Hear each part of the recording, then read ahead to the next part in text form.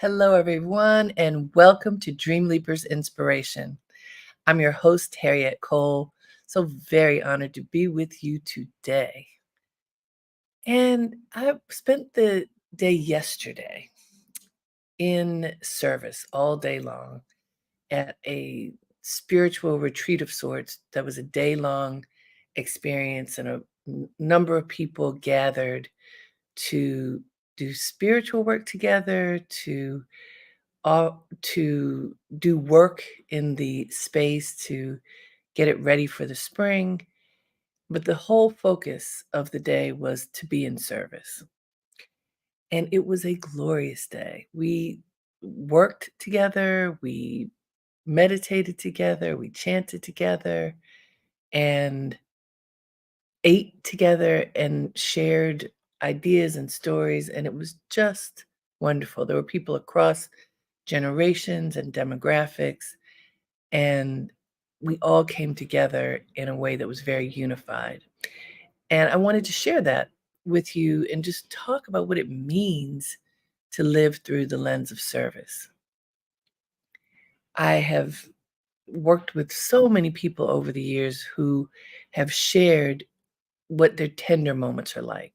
What happens when something goes wrong? What happens when spirits are down? What happens when a catastrophe occurs and you're trying to figure out how to work through it?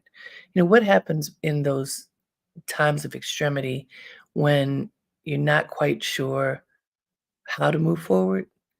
When you may be nervous, you may be afraid, you may be frustrated, down, whatever the state of being that is not in equilibrium, that is not fortified and strong. When we feel like that, what do? I remember talking to a very good friend of mine a few years ago, sharing something that I had learned, which is when you really are feeling down, when you're really like feeling sorry for yourself, feeling bad, things are not going well, and you just are, playing the violin to the pity party to yourself. When you're feeling like that, what do? Change the focus of your lens as opposed to just wallowing in it and figuring out all the reasons why you deserve to feel bad about this moment. And there may be legitimate reasons, but instead of doing that, change your lens. There's got to be something going on, someone around you who is in greater need than you. Offer help to that person. There's got to be a situation that's part of your world, your life, that you can just give a moment to. Say, let me offer service, love, support here, as opposed to continuing to reflect on what's not going right in my life. And that can be really hard to do when you are in it, when you're feeling down, when you're feeling uh, just like you don't know where to turn. Well, that same friend, I learned, as he told me about this, at some point, years later, after that conversation we had, at some point, he was actually feeling suicidal. Now, it's rare that we tell each other these things, but he was feeling suicidal. He decided that he was going to help someone who needed support, but he had a plan. After helping this person, he was then going to proceed with ending his life. And service intervened. The sacredness of service intervened. He went to help this person in a time when she needed something. And it changed everything. It softened his heart. It opened his heart. It opened his heart to a reflection of the goodness in him. Because as he was helping this other person, he saw the joy that he helped to ignite in her because of his generosity of spirit and time. And it literally softened him to the point that saved his life. This is a true story. I'm not making it up. It's a friend of mine. Why do I tell you that? Because if it happened to a friend of mine, it could be happening to you or someone that you know and love. Looking through the lens of service, in his case, saved his life, gave him an opportunity to get out of the negativity that was pulling him down. This is how powerful service can be. Helping somebody else. The other person legitimately needed help and had asked for help, and he came to help, and it saved him. And today he's a much better person for it. I wonder if you ever thought about that, the power of service to save your life, literally. So, why I titled this "Live Through the Lens of Service" is because it's even more than looking through. You have to look through the lens of service to see the world in a different way. But then that looking has to become activated. It's not just a glance, but it's the action of doing, of living, of being, of practicing it. And it works in all kinds of ways. So that was an extreme example of someone who was so spiritually and emotionally depleted that he thought his life wasn't worth living. That's one extreme case. But let me give you another example. I do a lot of coaching for public speakers. And one of the most common things that people share with me is that when they get ready to talk, they walk up on stage, they turn on their computer, however they are engaging an audience, and suddenly they get nervous. And in the back of their heads, oh no, I'm not going to do well. What if I mess up? What if and all of those what ifs start scrolling in their head. When the what ifs scroll in your head, you often hold your breath. You often shrink, your shoulders crunch down, you look down, you don't have your head up. You stare at your notes. I just saw someone a couple of days ago speaking to a group. This is a common thing that people do. As he's looking at his notes in the very beginning, he's looking and saying, "Hi, my name is," and he's reading his name. We know he knows his name. This is something people do when they're nervous. They don't make eye contact. They look away. What can I look at rather than at you? What is anything I can look at rather than the audience before me? Well, I have learned, and I teach my students for public speaking, the best thing you can do is change your attitude. If you look at the moment when you are about to address a group and think of it as an act of service, you are serving the moment, you are serving your audience, you are serving the content. When you think of it from that perspective, the ego can fall away. It's not about you. It is about your effort. It is about your intention, but it's not about you. Am I good enough? Am I fabulous? Am I any of the things? Am I smart enough? If you are prepared, then the next step is to offer. You offer through a lens of service, which means you are humble. It's an act of supplication. You are present and giving your absolute best so that everyone who's part of the experience will be grateful because you made their time valuable. You treated their time as valuable. And when you do that, I'm telling you, it works every time. Then you want to show up your best. You want to look your best.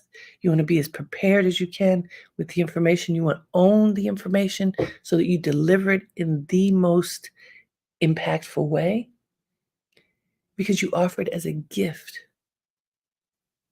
because you are offering it through the lens of service. You're not offering it as if, they're lucky to have me, or this needs to be over soon, or any other ego bound way that we can be, which often is related to a little bit of fear. But when we say, yes, we're doing this because we care about our audience, we care about the content, we value you, we value this moment.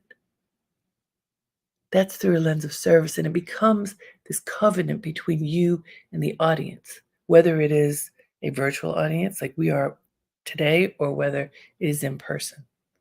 and everyone leaves feeling filled because you honored them. Looking through a lens of service, living through one, can be transformative for every single one of us. So let's look at the quote that I found because it's interesting when, I love looking at what thinkers have to say about the way we live. And this one is from Mahatma Gandhi. The best way to find yourself is to lose yourself in the service of others. Think about that. The best way to find yourself is to lose yourself in the service of others. So that's not a trick quote, but it's pretty deep. So let's think about what does he mean by that? So what does it mean to find yourself? Again, if you're looking through the lens of ego, yeah, I'm all that, right? I'm great. Everyone says I'm great. I'm fantastic. I'm doing so well for this and that, whatever it might be. I'm so smart. I'm so this. I've accomplished all of that. That will get you to trip up more frequently than anything else when the ego takes over. But Mahatma Gandhi says the best way to find yourself is to lose yourself in the service of others. When you are in harmony with others, when the walls fall away between us and them, what happens? You can see more clearly. You can sense what the moment calls for. You can and often do bring everything of your history, of your knowledge, of your experience to the moment. It's not like you just let all of that experience go and not value it, but you don't overvalue it. You figure out how to be present. And when you are present, you can see better. When you're present, you can intuit what the moment needs, what is required right here, right now.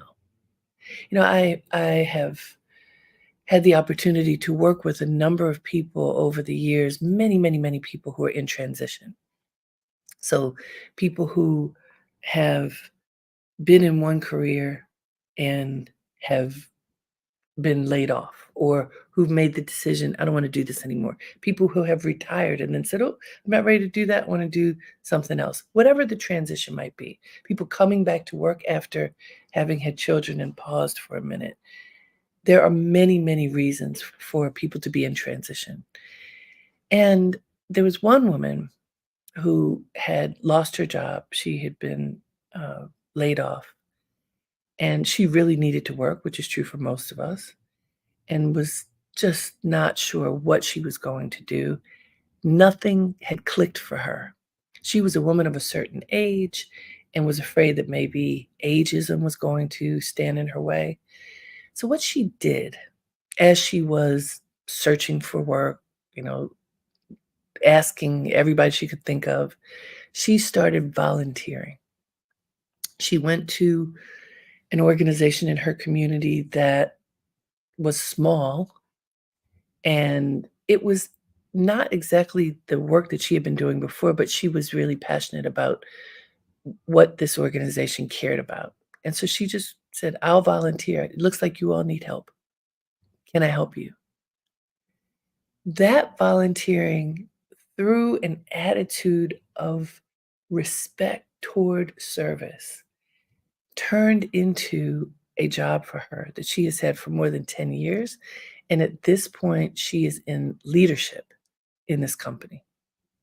She didn't go in with the intention, I'm going to force them to hire me. I'm going to prove this or that. She just went in to help as she was continuing to search for work. And she did something that I tell all of the people who have volunteered with me at different points along the way. Volunteer as if you're making $1,000,000 because one day you might. I recommend to everyone to volunteer. One, giving back and giving to your community and causes that you care about is important in the circle of life, but also you should always do your best. no matter what the circumstance. You should not do your best when you're making a lot of money and not do your best when you aren't. This is a really interesting thing because when as an entrepreneur, I can tell you, that you have fees for certain services, and sometimes people want to pay different fees, and you got to figure it all out. Well, it does not work to say, if you pay me X amount times five, I'm going to give you five times more for the same service. If you pay me the base amount, I can only give you this much service. It's hard to do that. If what you strive for is excellence, you're going to give excellence every time. So then how do you do that? How do you do that? How do you trim back excellence? How do you trim back the offering that you have? It is a very challenging thing. When it relates to business, maybe you carve out this service is this service is this. But honestly, what I have discovered is you just give your best all the time and the fruits will come. That doesn't mean you give everything away. It does mean you work at the highest level that you can all the time. You give from your heart, from your soul, from your expertise. And again, when you do that in the spirit of service, the benefits will come in manifold ways. You may not see it at first, but it really does work. And you learn because when you look through the lens of service, you're paying attention to everyone. You're not just thinking about yourself. So Mahatma Gandhi put it so simply, but so profoundly. And he was a man spiritual man who walked the world sharing his power, his gift of engaging spirit with everyone. He said the best way to find yourself is to lose yourself in the service of others. Finding yourself by losing yourself in the service of others. So your ego melts away, and often you find your purpose because you're paying attention differently. It makes sense if you think about it, because losing yourself is often losing the bravado. It's often losing that part that makes you think you're fantastic, but maybe somewhere in there the ego could be getting in the way. When you're serving others, you're paying attention to what the moment calls for, what is needed. And if you talk to anybody who's good in business, what they will tell you is that successful business people look to serve a need. When they figure out what the need is in the community, in whatever area they are, when they figure out the need, what is it? They identify what that is and work to fulfill it. There's success because what people want is for their needs to be filled. That's it. They want to be happy. They want their needs to be filled. They want, if there are challenges, they want help resolving those challenges. What they don't really want is, oh, that person seems really cool, so I want that person in my life. That doesn't last long. That's fleeting. What they want, what people need, what we need is to have whatever challenges exist in our lives to be addressed, to be acknowledged, to be resolved, to be erased, for us to be able to move past, move through, move beyond those incredible challenges that we have. To have the moment served so that there's freedom on the other side of it. So successful people lose themselves in the act of serving others and find themselves by doing so. I hope you're getting it. Like, this is a really interesting, subtle lesson that Mahatma Gandhi's talking about, but it really does work when you try it out, which is what I hope you will do. I want you all to try this out. Look around for how you can serve others in your world. Look around. Where is there a need in your world now? And how can you approach that need now to benefit somebody else? How can you do that? When you do that, what happens is you relax, can breathe, and others around you can too, because you're not needy, you're not begging for something, you're sharing something. You're making an offering. And when you make an offering in a loving way, people can receive it in a loving way. And then that circle of giving and receiving kicks in, and everybody can find joy. And by the way, you do not have to have money to do this. Nothing should be an impediment. You can find something, someone, somewhere where you can offer something of value that you have in your time, in your attention to detail, in your caring about other people. And when you do it, everybody feels good. It really does work, and it's little things. When I was looking for this quote for today, I found so many wonderful quotes about service and about caring for others. You can practice this literally the moment you walk out of the door. Look around. Is there somebody who needs something? When I uh, tore my hamstring a few months ago, I shared a bit of this story with you all before. I was a half a block away from my house. Not many steps at all, but I could not walk anymore.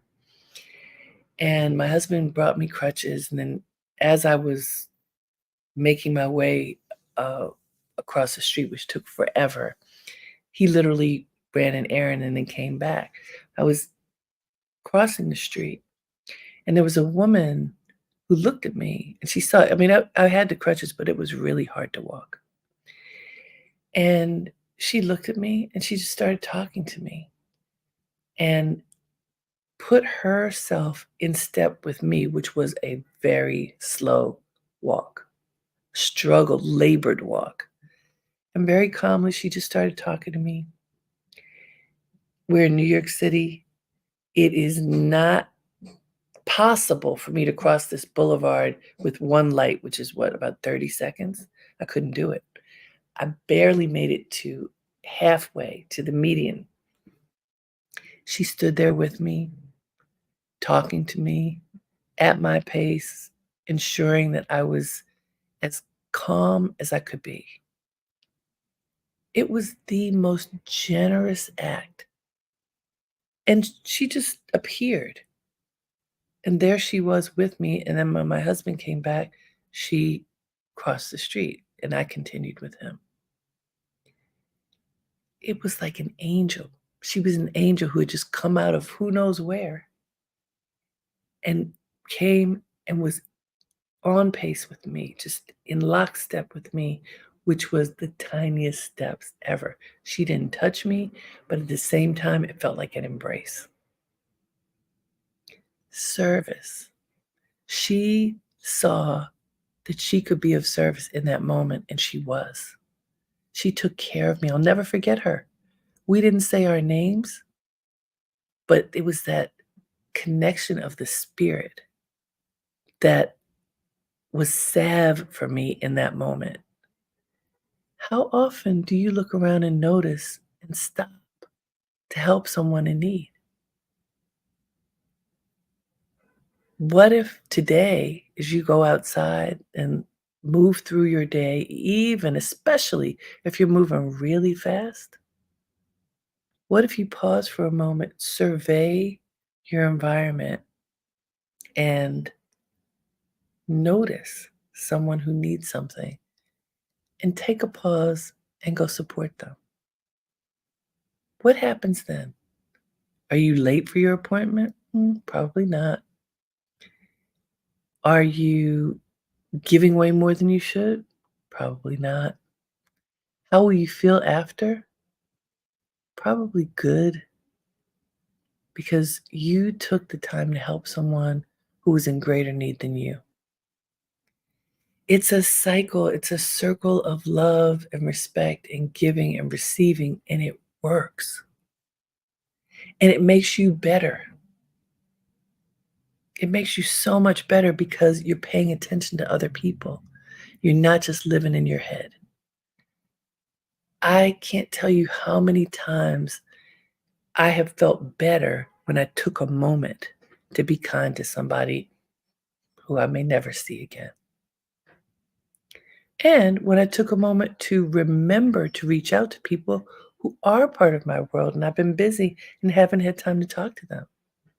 Serving the moment includes, you know me in a list, making a list of what's important and who's important, including that, looking through that lens of service, and then acting.